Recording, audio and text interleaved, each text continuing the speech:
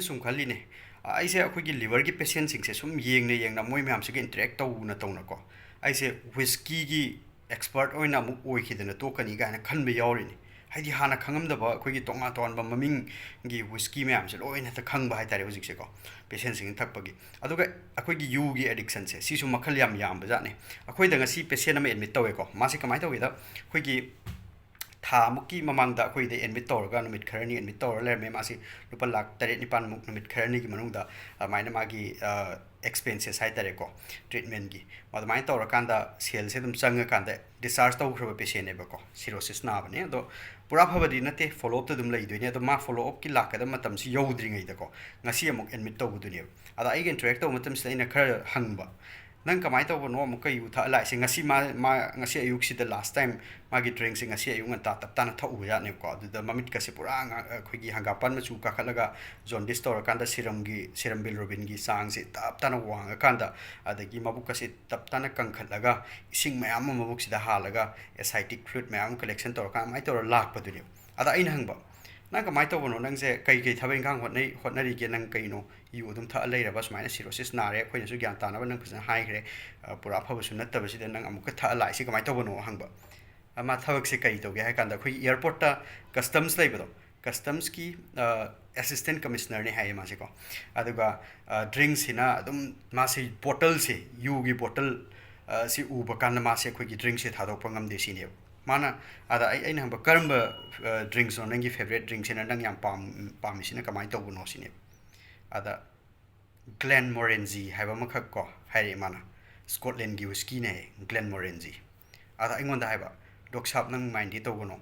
ado nang Glenmorangie gi bottle du ura ba sine ai no udri ai di yu nong thak pa mi ne ai di drinks nong to di ada Glenmorangie si maming first time nei tai se and haiba ko ma kai hai ge da ado dok shop nang Google do itar song tang adu gi bottle dom tang yong madu uba kanda khoi gi thamdaba mi so dum thakning ba so idena phawgani ga han haiba duni adana ai Glenmorangie si magi favorite khoi gi drinks ne ko khoi gi whiskey Scotland gi single malt whiskey ne sine ba ko ada aina happy yang kan bottle si taptan phazar le rami ada masi gi bottle si uba matam da magi mami se thakta matam su bottle si heta ura isine ba duga bottle si ura ga na madu heta thadok pangam da duni ba ko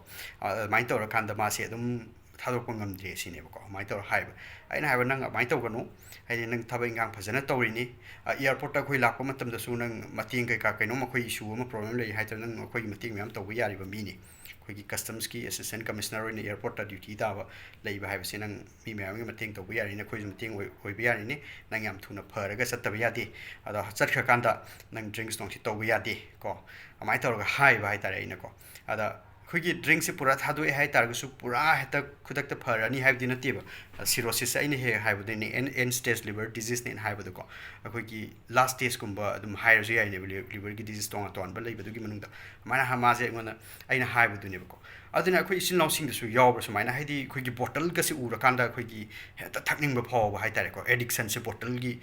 kano se uba kanda ko taseng na haja gadi yu gi admai to ba bottle sing se ai Glenfiddich kudi hana khang go whiskey gi aju patient na ga khoi gift ni ga na pura ga pyramid to budo ingon da pi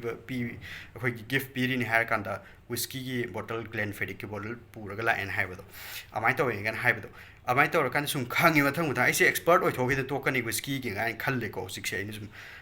moi myam se ga interact to man ba da ko nu ti khuding mi myam ne ama ni gi wa khatang na ti ko amai to budo da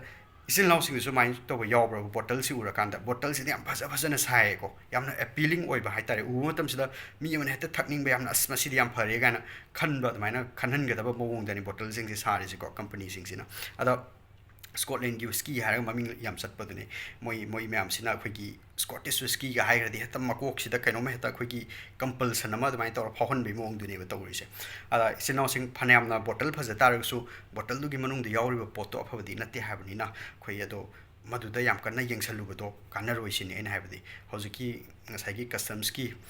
assistant commissioner ni ga hai do pamu do ꯊꯕꯛꯁꯨ ꯐꯖꯅ ꯇꯧꯔꯦ ꯑꯗꯨꯒ ꯑꯗꯨꯃꯥꯏꯅ ꯇꯧꯔꯒ ꯃꯥꯒꯤ ꯄꯨꯟꯁꯤꯗꯣ ꯌꯥꯝ ꯄꯥꯝꯃꯨꯏ ꯍꯥꯏꯕꯅꯤꯗꯀꯣ ꯌꯥꯝ ꯀꯟꯅ ꯀꯨꯏꯅ ꯁꯥꯡꯅ ꯆꯠꯂꯨꯗꯧ ꯅꯠꯇ꯭ꯔꯦꯕ ꯇꯁꯦꯡꯅ ꯁꯤꯔꯣꯁꯤꯁ ꯂꯥꯛꯑꯕ ꯍꯥꯏꯁꯦ ꯑꯩꯈꯣꯏꯅ ꯐꯅꯌꯥꯝꯅ ꯍꯣꯠꯅ ꯇꯥꯔꯒꯁꯨ ꯆꯍꯤ ꯈꯔꯗꯒꯤ ꯌꯥꯝ ꯀꯟꯅ ꯀꯥ ꯍꯦꯟꯅ ꯍꯦꯟꯒꯟꯗꯦꯕꯀꯣ ꯑꯗ ꯑꯩꯈꯣꯏ ꯐꯅꯌꯥꯝꯅ ꯕꯦꯁꯠ ꯑꯦꯐꯔꯠ ꯃꯌꯥꯝꯗꯣ ꯊꯥꯗꯔꯀꯥꯟꯗꯅꯦ ꯑꯗꯨꯁꯨ ꯑꯗ ꯃꯥꯅ ꯑꯗꯨꯝ ꯀꯟꯇꯤꯅ꯭ꯌꯨ ꯇꯧꯔ ꯂꯩ ꯇꯥꯔꯒꯗꯤ ꯗ꯭ꯔꯤꯡꯁꯀꯨꯝꯕ ꯑꯗꯒꯤ ꯉꯁꯥꯏꯒꯤ ꯍꯤꯗꯥꯛ ꯐꯖꯅ ꯆꯥꯗ꯭ꯔꯕ ꯑꯗꯒꯤ ꯗ꯭ꯔꯤꯡꯁ ꯅꯣꯡ ꯄꯨꯔꯥ ꯇꯣꯛꯊꯣꯛꯄ ꯅꯠꯇ꯭ꯔꯕ ꯇꯧꯒꯗꯕ ꯃꯌꯥꯝꯗꯣ ꯇꯧꯗ ꯇꯥꯔꯒꯗꯤ ꯑꯃꯨꯛꯀ ꯍꯦꯟꯅ ꯇꯦꯟꯁꯟꯗꯣꯏꯅꯦ ꯄꯨꯟꯁꯤꯗꯣ ꯌꯥꯝ ꯄꯥꯝꯃꯨꯏ ꯍꯥꯏꯕꯅꯤꯗ ꯑꯩꯅ ꯍꯥꯏꯕꯗꯤ ꯊꯦꯡꯛ ꯌꯨ ꯑꯦꯕ꯭ꯔꯤꯋꯥꯟ